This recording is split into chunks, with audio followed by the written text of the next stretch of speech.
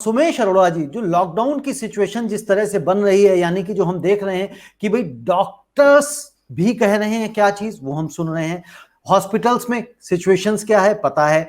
यानी कि जब सुपर स्प्रेडर का काम बहुत सारे लोग कर रहे हैं, चाहे यंगस्टर्स की बात कर लें, चाहे जो श्रद्धालुगण हैं उनकी हम बात कर लें, तो अल्टीमेटली जो सरकारों को जो दिखाई दे रहा है वो यही दिखाई दे रहा है कि भाई किस तरह से हम कोरोना के संक्रमण को रोक लें, तो हम ज्यादा से ज्यादा लोगों को उनके अपने ही घरों में बंद कर दें ताकि वो सुपर स्प्रेडर का काम ना कर पाए, कोरोना को फैला ना पाए। लेकिन क्या आपको लगता है सुमेश जी, अगर ये वापस लॉकडाउन हुआ तो जो अर्थव्यवस्था लास्ट टाइम चौपट हुई थी, जो अभी तक नहीं संभली है और आगे भी मुझे नहीं लगता कई वर्षों तक संभलने के आसार हैं, क्या आपको लगता है ये 2021 ज्यादा खतरा दे सकता है अर्थव्यवस्था के मामले में अगर लॉकडाउन होता है तो?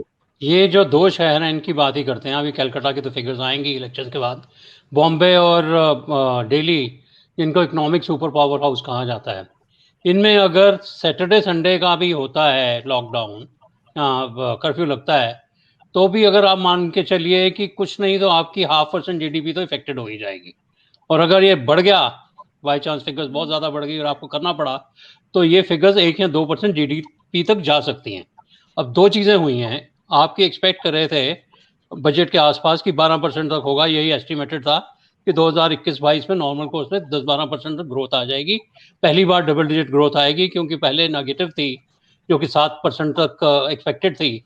उसके बेस के ऊपर अगर 5% भी ग्रोथ आ जाती है तो 7 + 5 12% तक लग रहा था कि पाई जाएगी। चाइना की फिगर्स जो है 16% कही जा रही है, बिकॉज उन्होंने इस साल में बहुत इफेक्टिव कंट्रोल रखा है।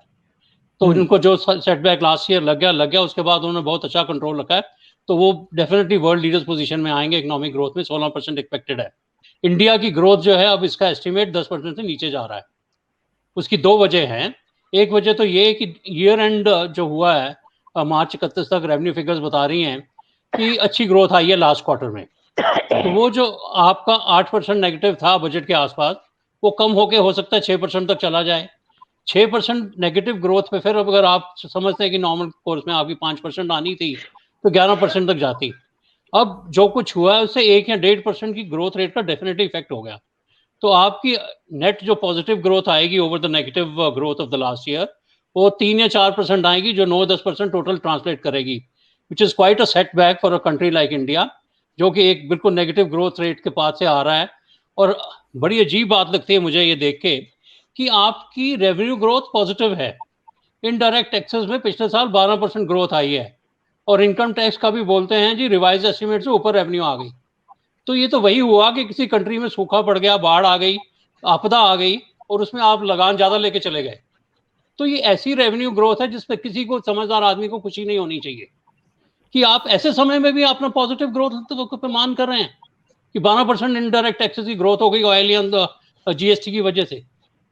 तो ये बिल्कुल नालायकी है। इस ऐसे बिल्कुल समय में नालायकी है इंसेंटिव दिए सुमेश जाते अरोड़ा हैं। जी, आप का मानना है कि बिल्कुल नालायकी है।